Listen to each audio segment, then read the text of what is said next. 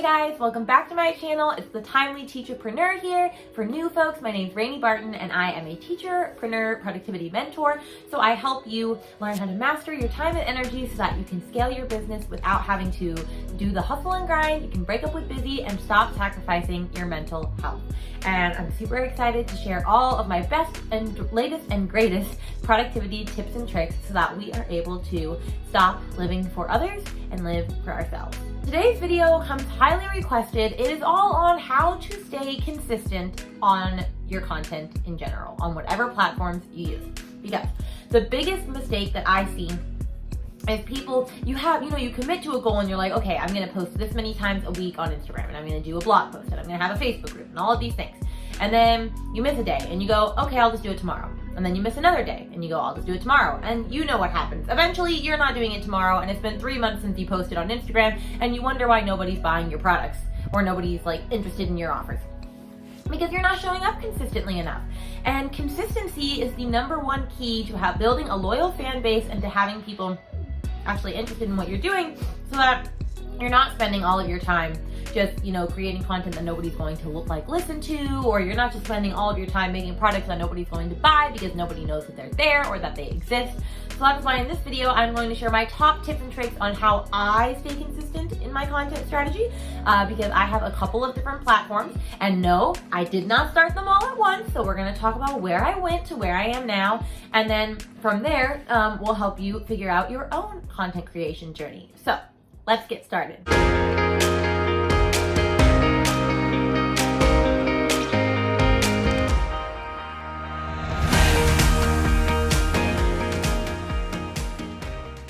The first tip I have is kind of a 2-in-1 and it's pretty basic. You need to first decide what platforms you are going to be on. And I like to say platform compared to forms if you are brand new. If you are just starting out in your teacherpreneur journey, I want you to choose one platform, whether it's YouTube, Facebook, Instagram, Twitter, LinkedIn, I feel like I'm missing a bit of TikTok, any platform, choose one. The reason I say to choose one to start is because I was the person that tried to do Instagram and have a Facebook group and have a podcast and have a blog and an email list all at once. That blew up in my face. I could not make enough content for Instagram, let alone all of those other platforms, and so everything slowly died. And so I've since then taken some of those away, and now I don't have as many. Actually, I think I do, but I know how to handle them now. So if you are not even consistent with making enough content for one, focus on one. Once you feel consistent in another, you can add on another. And so I want you to decide what platform you're going to do. That is the first thing. So for example, right now I have a blog post or a blog, but I only post bi-weekly because I know myself and I cannot do weekly at this moment. I want to do weekly at some point, but I have a blog and it doesn't weekly or bi-weekly. I have an Instagram and I try to do 4 posts a week, which is pretty good for me. I don't have a Facebook group. I don't really focus on Facebook. I have a Facebook page, but it's basically just duplicate of what I have on Instagram right now. I do have an email list. I've just more recently started that. And then I have these 2 YouTube channels. So I have this YouTube channel and I have my Whimsically music teacher channel. And I used to have a podcast for a different business. I don't have that podcast anymore. So yeah, I just have the email, the YouTube, the Instagram, and the blog. So I have 4 things, but I'm able to manage them fairly well now compared to back then. So that's the first tip. The second tip is also very easy. Decide how often you're going to post on said platforms. So Instagram, if you're going to post 4 times, great. You don't have to post every day. That's a long myth that a long time ago you had to do that. You don't have to do that anymore. So decide how often you're going to post. With that being said, you have to have a solid number for that. If you say, I'm going to post 4 to 5 times a week, what's going to happen is you're going to post 4 times in that week and you're going to feel defeated and embarrassed that you didn't reach that 5, even though you said 4 to 5 times a week. So if you're going to choose a date or a time, you have to pick a specific amount because your brain will automatically be disappointed in the fact that you didn't hit that higher goal. It's just like when you say you're going to work out 3 to 4 times a week and you work out 3 times and you're still upset with yourself, even though you worked out 3 times. If you're going to want to do that, say, I'm going to work out 4 times a week or 3 times a week. And then if you end up doing 4, great. Your brain's tricked into you did more stuff. So always be consistent with a solid line of what you're going to commit to. The next thing, my tip number 3, is to create your content pillars and create themed days if possible. So your content pillars, as we've discussed before, which I probably need to make just a video on content pillars, is basically 3 to 5 overarching topics or umbrella topics that fit into your brand that basically show what you're about. So if I was doing this for my music teacher one, I'm just thinking of that one because I just recently did it. Pillars would be the overarching umbrella of everything is elementary music. But then within that, I have music curriculum. I have planning and organization, so that's like the productivity side of it. I have music literacy, and then I have seasonal activities because I do a lot of seasonal things. And then within each of those categories, I can drop it down even further. Like, what does music curriculum mean? It means finding rhythm songs for your kids and music and adding assessment. Music literacy, how am I incorporating that into my lessons, the different parts of it? You can break each of those down into different sub-pillars, but the main pillars are the ones that if people say, oh, I'm interested in learning more about using music and literacy in my music room. Oh, I'm going to go to Rainy. Or, oh, I really need to get my planning and organization as a teacher underway. Oh, I'm going to go to Rainy. So what are those things that people can go to you for? So that's the very first thing is I want you to plan out those content pillars. And then once you've planned out your content pillars, you can even go about doing themed days for your, this is only for like social media and things, but themed days so that it makes it a little bit easier for you. So for example, on Mondays, it's always a YouTube post for me on Instagram because I always post my latest YouTube video. So I'll always know that on Mondays, I don't even have to worry about it. I'm just promoting my YouTube channel. And then Friday, I try to do a feature Friday for like a product of mine. Sometimes I just do a feature Friday of like something that I'm loving, like a podcast or something, but I know that I have like a feature Friday. And then I always like to share one post about like being a mom because being a mom is like part of my brand. Like I understand what it's like to when you can't necessarily just create content whenever you want because you have a kid. And so I try to incorporate those, and then that makes it so much easier because I just go to my calendar and go, oh, today's a YouTube post day. What's the YouTube video? Oh, type, I'm done.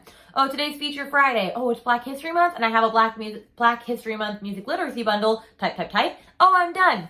So it can be that as simple as you want it to be. In fact, those things on my wall over there are part of my content strategy, which I've been asked about these multiple times. So I'll definitely make a video on that too. But that's another thing that you can do. My tip number 4 for you is to have some sort of running idea list.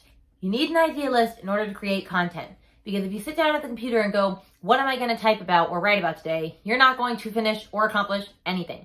When I sit down at the computer, I already have my running tab of content ideas that I can use for my business at all times. I have tons of blog post ideas, tons of Instagram post ideas, tons of ideas in general.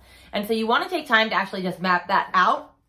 In fact, I would take each of those pillars that we were just talking about and break them down and try to think about 10 to 30 different ways that you can like break them down further. So for me, for example, seasonal, I could literally put down every holiday that's out there and be like, oh, I have products for this, I have products for this, I have products for this, I don't have products for this. How can I incorporate that? So you're always trying to think ahead. And so I would definitely take time to sit through your content pillars and think that out, but make sure that you have an idea bank somewhere, whether it's in your phone, it's on a piece of paper, it's in a project management system, but have some sort of way for you to keep track of all of your ideas so that when you do go sit down to write content, you're not stressing about what you should be writing about, you're just stressing about having to write the dang thing. Because if you have to also think about what you're going to write about, that's when you're going to get writer's block and you're going to sit there and nothing's going to get accomplished.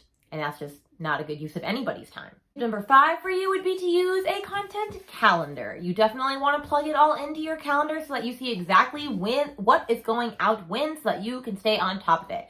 I have 2 main content calendars. I have this giant calendar behind me for the whole year, which each of those post-it notes means something different. Like one is for YouTube, one is for blogging, one is for Instagram. Like I've got it down to a T. I teach that in my yearly planning masterclass, which will be at the end of the year. So stay tuned for that in a long time from now. But I do that. And then I also have my Trello because on Trello, you can actually have a calendar set up. And so you can assign something a specific due date and then it'll just show up on your calendar just like that. And then I know, oh, today's a YouTube day and a blog post day. Okay, I actually have 3 places because I also put it in my Hustle Sanely planner. I just like to have it everywhere so that if I need to look at it on my phone, I can because Trello can go on your phone. If I'm in my office, it's easily accessible right there. And then if I'm on the go and I don't know, I just don't want to look at my phone and I'm using my planner anyway, I see it all in motion wherever I am. But I recommend strongly that you have some sort of content calendar so that you are always able to find out right away what needs to go out, what's not scheduled, what's coming up the pike, all of that good stuff, because that's always a better way to stay consistent. All right, I have 2 final tips for you. The next tip, number 6, is to create systems and workflows. Workflows are going to be your very best friend, and I will definitely dive into this deeper because I always get questions about this. Workflows is basically your repeatable process of how you do one specific task.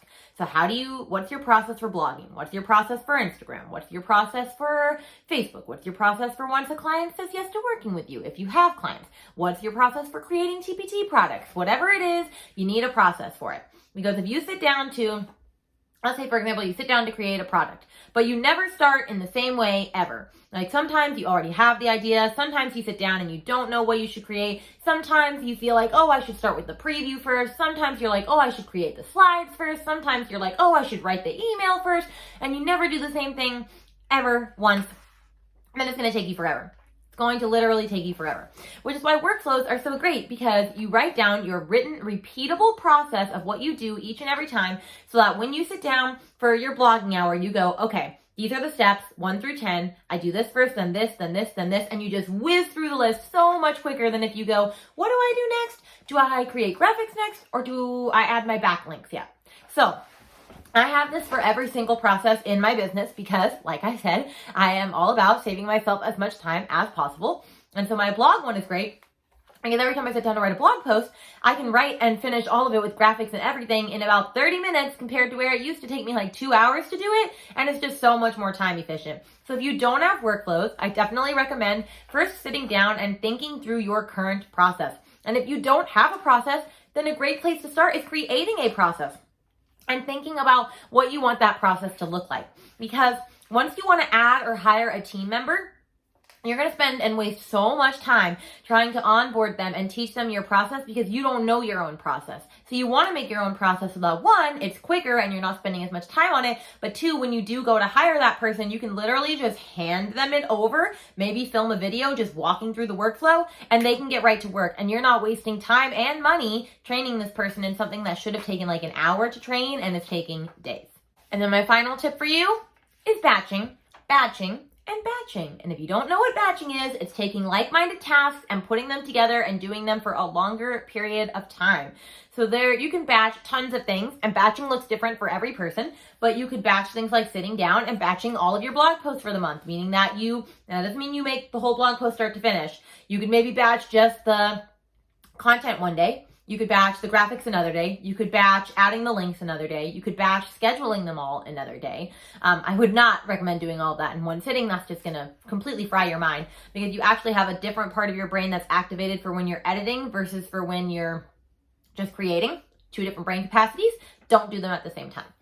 But anyway, yes, so you want to make sure that if you're not batching, you should start batching. You can literally start easy and just batch things like, instead of writing 1 email for the week, write the next 2 weeks of emails. Instead of creating 1 graphic for the week, or for the week, create all 4 of your graphics for the week. It doesn't have to be anything crazy, but batching has saved me so much time in my business. Like, if I wasn't doing it, I don't know how I would get about doing anything, because this is where the inconsistency happens. Trying to do it all in the spur of the moment, like if you wake up and go, oh, I need to have a blog post today and an Instagram post today, and then you try to do it, 1, you're just going to spend a lot more time away from your family, and 2, like, it's not going to come out, and then you're not going to be consistent. Just like with this YouTube, when I wasn't consistent, I wouldn't get followers. And while this one has just started and I'm starting to build followers, on my other one, like, I had like 30 followers in December and now I have 110, which is still nothing like amazing, awe-inspiring, but it's because I'm being consistent and I always have a video every Monday at 4. Just like for this channel, I have one every Monday and Friday at 4 because I'm trying to build this one a little bit better. And I know that eventually down the long run, my consistency will pay off and then I'll have those followers and those people that are always looking forward to my videos. And so that's why I keep doing it. So you want to make sure that you try and figure out what you can batch. And I always recommend starting with things that you absolutely hate and batching them to get them out of the way. So for me, that was when I had my podcast. I hated editing. So I would just edit like 4 of them in one sitting and be done with it for a month because I was like, I'm not doing this every week. I literally hate editing. I don't really like editing YouTube videos either, but it's easier for me. So I don't really care as much about that. But definitely batching can be your latest and greatest friend. And with that, those are all the tips and tricks I have for staying consistent on your social media. Not just social media, on all of your content platforms.